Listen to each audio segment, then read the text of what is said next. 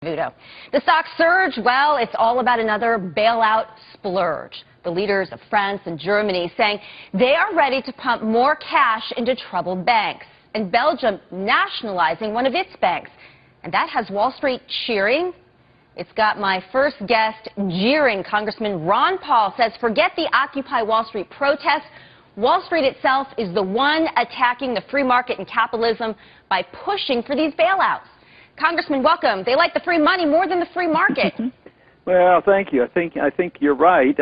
It's the same process over and over again these last 3 to 4 years. Everybody gets bailed out. It doesn't solve the problem because the excessive debt is what you have to get rid of, and you can't have growth until the debt is liquidated.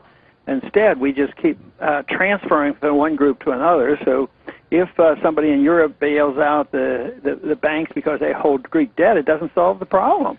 It just prolongs the agony, and maybe it gives you a day or two euphoria on Wall Street, but I can't see how this is a solution at all. What is the solution, and why do governments all around the world, Europe today, it was the United States during the height of the financial crisis, it might be the United States again with the U.S. financials, why do they keep defaulting to the bailout?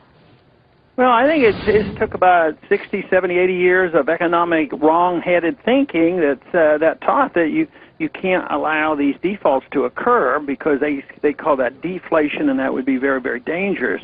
But politicians and the central banks always want to inflate, and the market always wants to deflate, that is, get rid of the mistakes. They get to get rid of the excessive debt and the malinvestment. So there's a contest going on. Before the 1930s, they deferred to allowing the market to make these corrections, and they were usually severe and swift, and they got over them rather quickly. But now we have followed the pattern of what we did in the 30s and what Japan is in the process of doing. But I think it's a consequence of faulty thinking, and this whole idea. See, Keynesian teaches that if you're having trouble, it's only because the people aren't spending enough money. But can you imagine, depending on the consumer spending more money to get us out of this mess, when the consumers are in over their head and they might not have a job, they're losing their houses, and they might lose their job next week, and the solution is more spending. This is what the Paul Krugmans want to do. It cannot work. Speaking of Paul Krugman, a Nobel Prize-winning economist, the Nobel Prize for Economics this time around, interestingly enough, went to 2 economists whose research showed that people aren't stupid. They understand, Congressman, that stimulus spending ultimately results in increased inflation and further indebted countries. Average, everyday people get this. Why doesn't Wall Street? You'd wonder, but why not the politicians who are really in charge of the monetary policy and the spending policy? If you can't spend your way out of these problems, you can't inflate your way out of it, and the average person on the street has figured this out, I think the politicians are way behind the curve.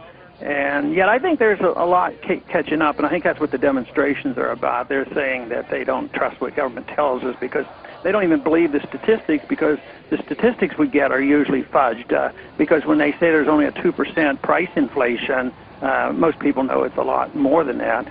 And, you know, if you calculated unemployment the old-fashioned way, like they did in the Depression, it's over 20%. And you just can't fool the people like that and say, oh, it's okay, the inflation's not that bad, and just keep spending money, and we'll keep borrowing money, and everything's going to be okay. People have figured this out, that they don't trust the people saying those kind of things. Congressman, we are looking at pictures of the Occupy Wall Street protesters. Is it a fair argument to suggest that Wall Street is at risk of doing more harm to capitalism with its bailout culture than these people protesting capitalism? Oh, yeah. But it's probably a mixed bag, because some of those individuals that are demonstrating are against profits and companies. And I do a lot of criticism of Wall Street and the banks. But I think if people get rich because they are insider traders with the Federal Reserve System or getting contracts from the government, and then they get bailed out when they get into trouble, no wonder people get upset.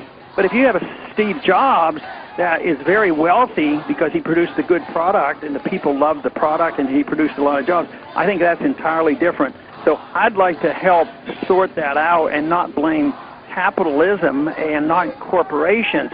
Corporatism, which means corporations benefiting by special privileges, to me that's an entirely different thing. Congressman Ron Paul, many thanks for your time and your insights.